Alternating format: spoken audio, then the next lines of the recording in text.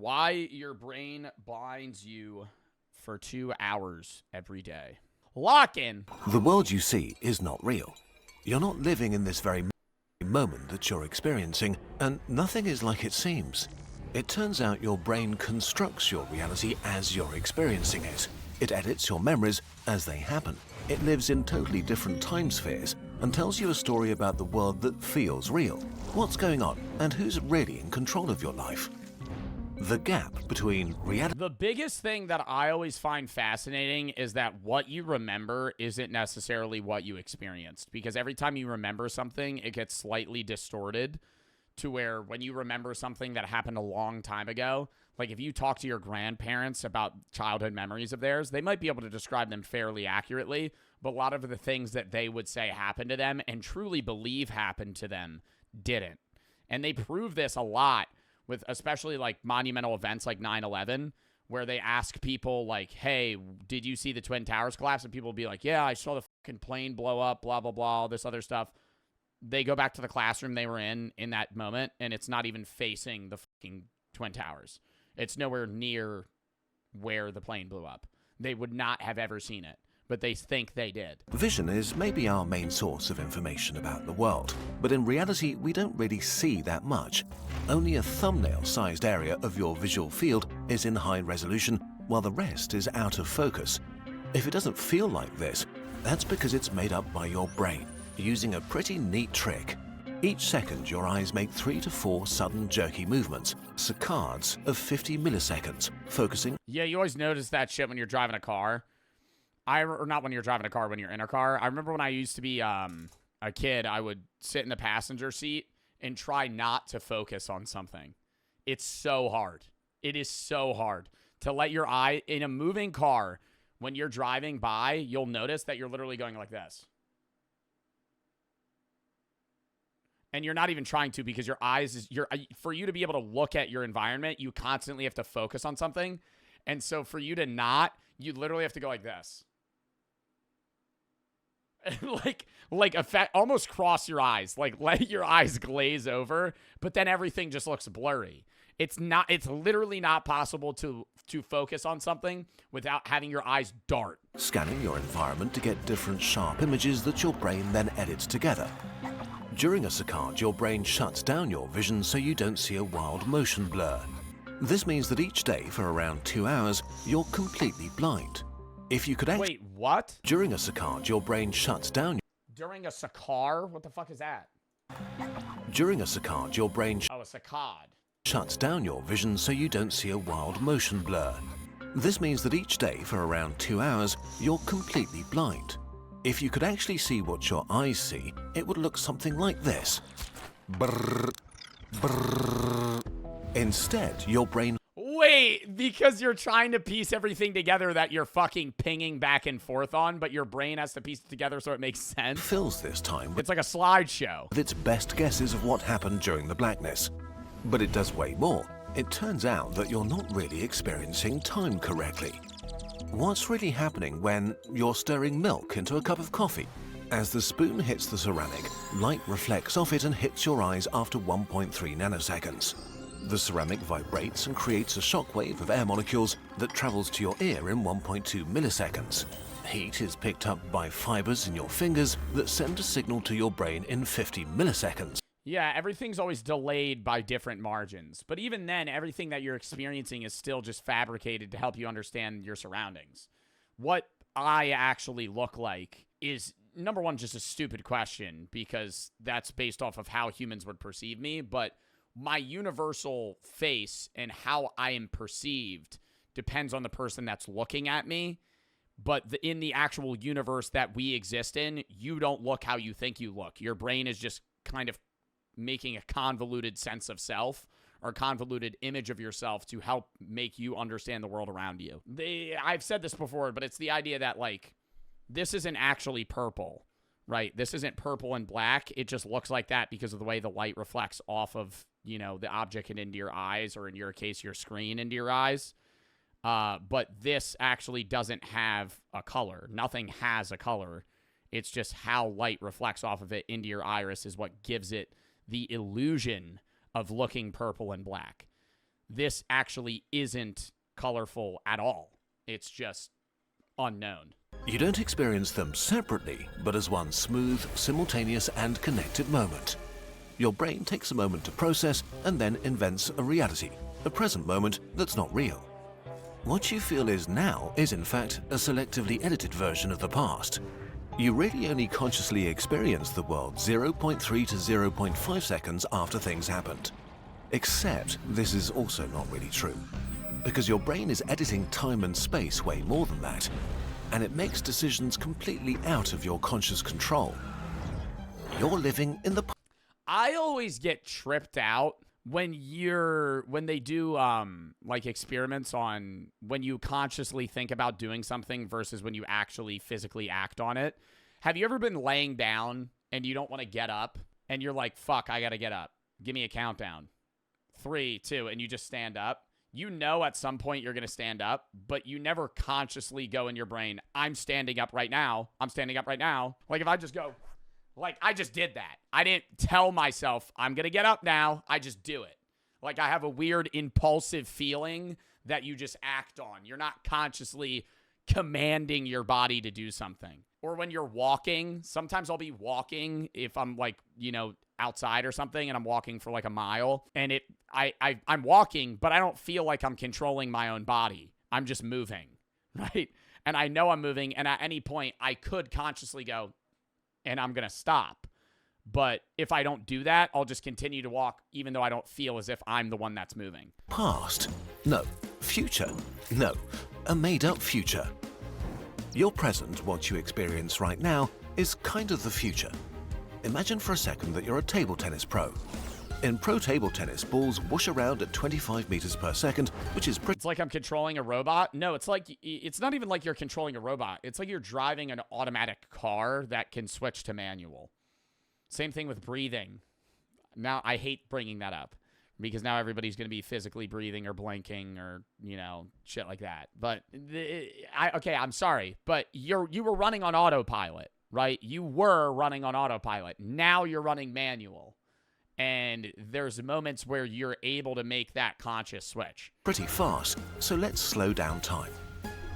Light passes from the ball to your eye in nanoseconds, is converted into electrical impulses that reach your brain to be processed after 100 milliseconds. Meanwhile, the ball travels 2.5 meters through the air, the length of the table. If your brain showed you the past, where the ball was 100 milliseconds ago, it would hit you before you could react. So, instead, your brain takes its location, speed, and direction and calculates where the ball should be in the future.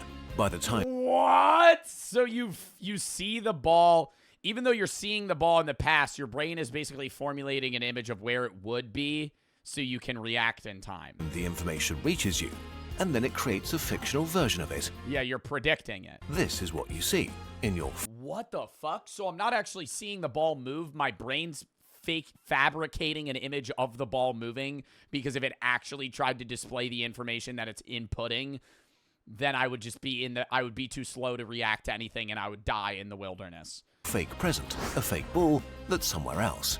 But you don't need to just see the ball. You want... What? So when I'm playing ping pong, bro, I'm not seeing the ball. I'm seeing a fake, well, I'm seeing where the ball actually is. But I'm not genuinely seeing it because my brain's making that up so I can, you know, have the wherewithal to fucking swing my paddle and hit it. Want to smash it back hard. If you acted now and started swinging your arm, you'd miss by a mile. Things are just too fast. So before the ball even touches your opponent... Yo, but there's motherfuckers that play ping pong like that. There's people that are just that bad at sports. Maybe their brain can't do it. No, their brain can. Opponent's bat, they're just not good at it. Your brain starts predicting where it will likely be in space after they hit, based on the other player's posture and your table tennis experience. But as it can't be sure if it will be correct, it prepares multiple different responses. Maybe the ball will be here, or even here. To be ready for all of these scenarios, your brain sends pre-programmed orders to the muscles you need to jump left. Wow! So, yo, you literally, I know exactly what he's talking about. When you're standing there getting ready to hit the ball, you're like in a moment of, I don't know what the fuck's about to happen, but I'm ready. Like you see the ball and you don't know if it's gonna curve yet, but you're ready for whichever way it does. That's how people get faked out though, when you like cross somebody up in basketball or something, because they picked right instead of left.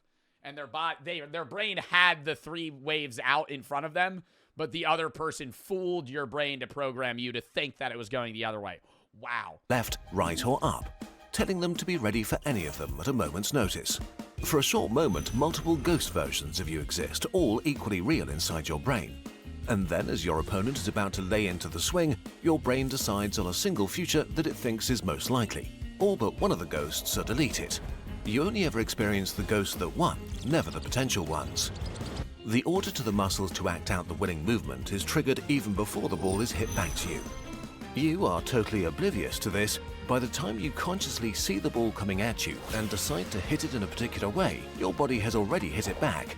In reality, your brain already made all the decisions. Your conscious experience is nothing more than an invented future, a prediction based on the information your brain received a fraction of a second ago. This is not just true for extreme sports like table tennis, but also for walking. This is what I was just talking about. Is time travel. After your game, you're walking back home, seemingly choosing your path and reacting to things. Meanwhile, your brain is operating in 3 different time spheres at once.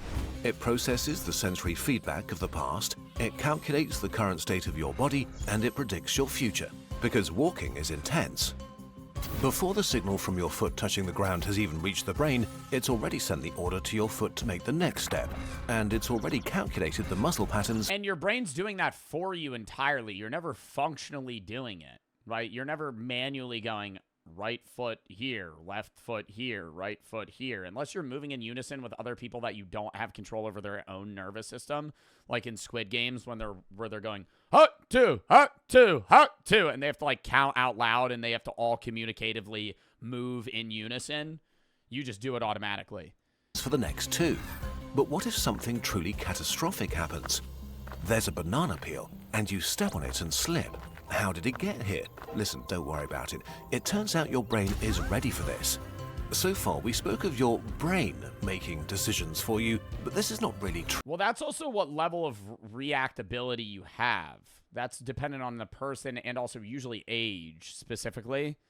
Older people's brains and nervous systems function much slower. If you're, in your teens or 20s, 30s even, you slip on a banana, you're probably going to fucking catch yourself. But if you're like 80, you ever see an 80-year-old trip? They just fucking faceplant. Not only just because their muscles can't move fast enough, but their brain just does not react. Ready for this. So far, we spoke of your brain making decisions for you, but this is not really true.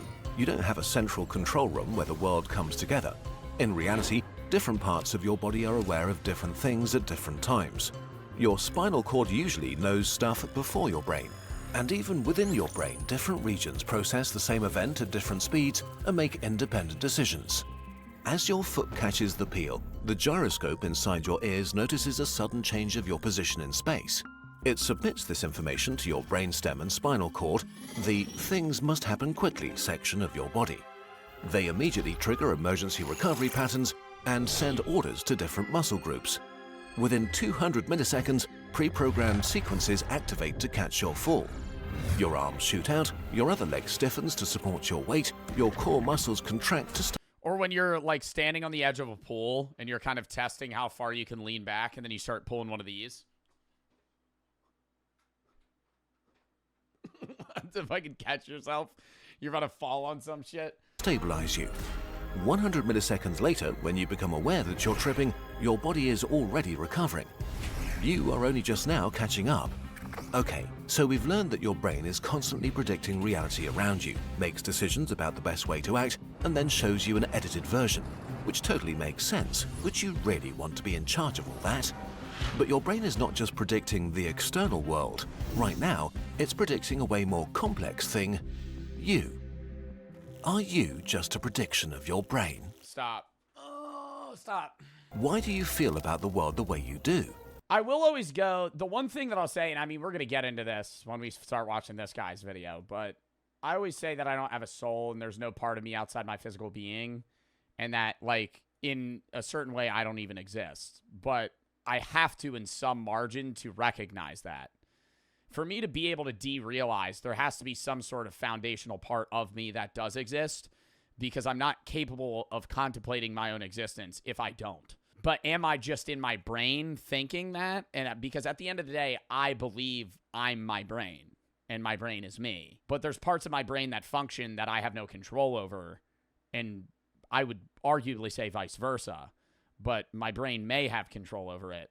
But I'm talking about it like my brain isn't me. Like there is a detached part of me that exists and resides within my brain that isn't just my functionality. Maybe it's just a different part of my brain, but I don't know. Your sense of hunger, your energy level, and especially your emotions are not just objective reactions to what state you're in, but predictions. Your brain's prediction of what you'll need soon or need to be ready for. You're probably used to getting food or going to bed roughly around the same time. And as the time approaches, your brain releases hormones to prepare you. Yeah, that's why you get real fucked up on... That's why I get fucked up on travel days, dude. Wake up at 3 in the morning, can't take a dump. Can't take a dump, dude. Then I'm fucking on the plane and it hits me. Check the time. It's dump time, right? It's poop time. It's when I'm always pooping. I just sounded like a dumbass there. A fulfilling prophecy. You get hungry or tired because your brain assumes this is the time when this is needed. This is the most striking thing about your emotions. They aren't just reactions to the outside world, they're predictions. When you go to a party, your brain isn't waiting to see how you feel once you get there based on how the party actually is. It analyzes your experiences of past parties and who it... I would say you're slightly reactive, though. You have expectations on how things are, so you're already walking in with an emotional prediction of how you'll be. But if it's not up to what your prediction is, then you will change. Expects to be there. Maybe close friends you feel safe around. Maybe people you don't know who are a less socially secure bet.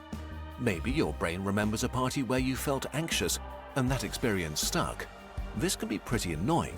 If your brain predicts anxiousness, it adjusts your heart rate, hormone levels, and muscle tensions before you even enter the room. It prepares your body for anxiety, making you actually feel anxious, which then confirms the brain's prediction and gets saved for future reference. Does this make you feel like you're just along for the ride? Forced? You're able to control that to a degree, though. That's what I'm saying is your brain, you and your brain, while they may be one and the same, are separate in that fashion that you're able, even if your brain is functionally giving you those anxiety cues, you're able to suppress them and recognize, hey, I'm not going into a dangerous scenario. Why am I nervous about going into a fucking social situation? It's going to be fine. To experience whatever predictions your brain feeds you. Thankfully, it's not quite like that. Your conscious self is obviously not the decider of most things as you go through your day. But that is not what it's good at anyway. Your brain and all of these different organ systems decide a lot of things, but they're more like butlers taking care of all the busy work. You may not be in the driver's seat, but you are the passenger that decides where to go. What your conscious self is good at is long-term planning and abstract thinking. It's a storyteller that tells the story of your life to your brain and to yourself, wherever the edges of the... Bro, and I be thanking my body sometimes. I be communicating with myself. No lie. If I'm ever hungover, yo, I'll literally audibly or mentally I'll go, I'm sorry. Because I know they're suffering. Right? They're having a bad time. They're not having fun because I'm not having fun. If I'm not having fun, they're definitely not having fun. Because there could be times where I'm having fun and they're not. But if I'm not having fun, it's definitely fucking World War III down there. Right? Who's them? My organs. The rest of my body. My brain. These overlapping entities melt into each other. You are able to see the big picture that your internal prediction machine could never begin to grasp. You are the part of you that can edit and write new predictions into the system. Sometimes you... Even when you piss yourself? No, because then I'm not there, right? When I get really drunk, fall asleep, wake up, and I've never pissed myself, okay? So let's take a step back there. When I wake up and I pee in a drawer, right? Or fucking pee in a corner or some shit, blah, blah, blah, you know, the usual. I fucking, you know, that me, the me that's right here, right now, talking to passenger, that brother's gone, right? He's taking a fucking paid leave. It's just the brain, right? Then I'm an animal that's just gotta pee. So I go pee, right? And I fall back asleep. Me, passenger, returns on wake up, and I go, huh, what did other me do? Oh, he peed on a towel. But in the end, you are the person in power who tells the story about who you are in this world. A story so convincing that you experience it as undeniable reality. And as a happy accident, your conscious self is great at being happy about ice cream, fascinated by internet videos, and thinking deeply about Pokemon types. WVid though. WVid though, I'll hit that with a like. NVIDIA, so we have AI that generates fake frames to smooth things out. Brain, wait, that's my thing. Alright. Next.